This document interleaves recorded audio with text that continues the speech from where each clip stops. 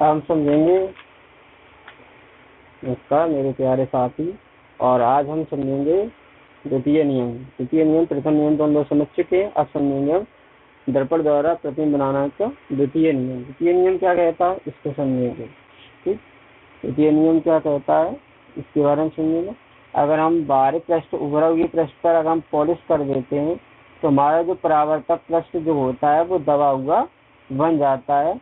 तो इसका मतलब हुआ कि ये जो दर्पण बनेगा वो कौन सा दर्पण बनेगा, ये बनेगा जाके हमारा अवतल दर्पण, अवतल दर्पण। ठीक, और अगर हम दबी हुई सतह पर पॉलिश कर दें और उभरी सतह हमारे बन जाएगा परावर्तक पृष्ठ।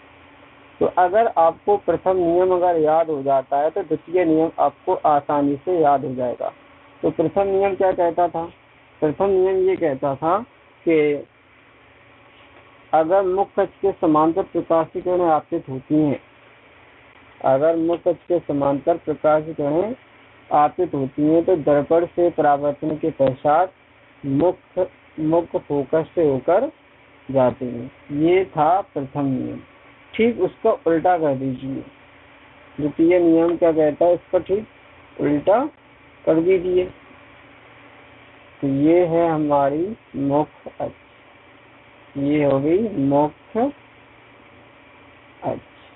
ठीक, मुख्य अक्ष, ये हो गया हमारा वक्रता केंद्र C, ये हो गया ध्रुव P, ये हो गया अवतल दर्पण का ध्रुव P, ये हो गया हमारा वक्रता केंद्र C, ये मैंने मान लिया फोकस F और ये मैंने मान लिया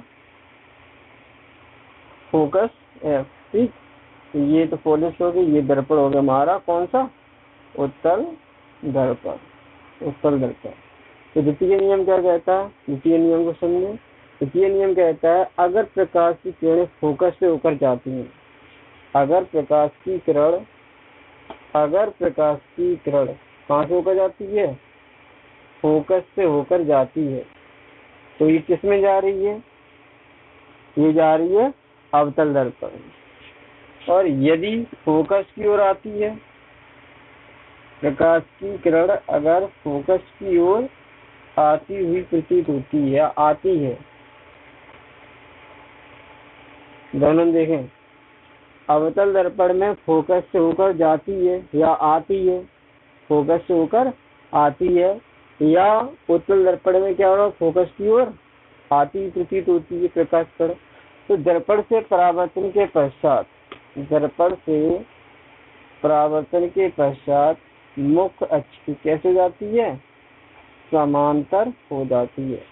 इसमें कहेंगे दर्पण से परावर्तन के पश्चात मुख्य अक्ष के समांतर हो जाती है, मुख्य अक्ष के समांतर हो जाती है। तो ये हो गई मुख्य अक्ष के समांतर। तो द्वितीय नियम क्या बना, द्वितीय नियम कह रहा है, तो अगर प्रथम नियम याद हो जाता द्वितीय नियम बहुत अच्छा है। प्रथम नियम क्या कहता था, मुख्य अक्ष के समांतर आने वाली प्रकाश की किरण दर्पण से परावर्तन के पश्चात मुख्य फोकस से होकर जाती है। इसका उल्टा कर दो, उल्टा क्या हुआ, अगर फोकस से होकर आ रही है प्रकाश की किरणें तो मुख्य अक्ष की कैसे हो जाती हैं, समांतर हो जाती हैं। इसलिए फोकस की ओर आ रही है तो मुख्य अक्ष की कैसे हो जाती हैं, समांतर हो जाती हैं। ठीक, तो आप ये चित्र बनाएंगे और नोट भी करेंगे। तो लिखें, यदि प्रकाश की किरण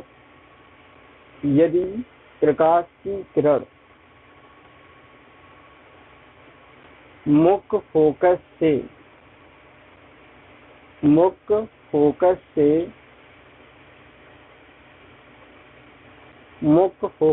आती है, मुख्य फोकस से आती है, ब्रैकेट में लिखेंगे अवतल दर्पण में, ब्रैकेट के अंदर पूरा लिखेंगे इतना, अवतल दर्पण में,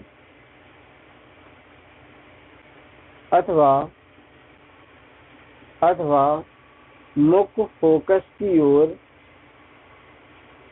अथवा मुख्य फोकस की ओर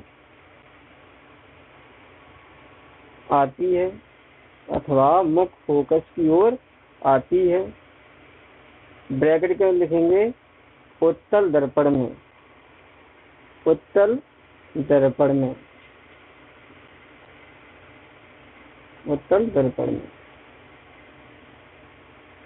दर्पण से परावर्तन के पश्चात, दर्पण से परावर्तन के पश्चात मुख्य अक्ष के समांतर हो जाती है, मुख्य अक्ष के समांतर हो जाती है। तो ये ब्रैकेट में हम लोग लिखते हैं मुख्य अक्ष के समांतर हो जाती है, दोनों ब्रैकेट में लिखते हैं अवतल दर्पण और उत्तल दर्पण। इसका मतलब क्या होगा कि अगर प्रकाश के मुख्य फोकस से आती है तो किसमें आ रही है, ये आ रही है अवतल दर्पण, इसलिए उसमें लिखा दिया गया अवतल दर्पण में। और अगर मुख्य फोकस की ओर आती प्रतीत होती है, आती है, मुख्य फोकस की ओर आती है प्रकाश किरण, वो किसमें आ रही है, उत्तल दर्पण में। और दोनों से दर्पण से परावर्तन के पश्चात मुख्य की कैसे हो जाएगी, समांतर हो जाएगी। ये हमारा द्वितीय नियम होता है, ठीक, द्वितीय नियम होता है। तो आप इसको नोट करेंगे ध्यान से। धन्यवाद।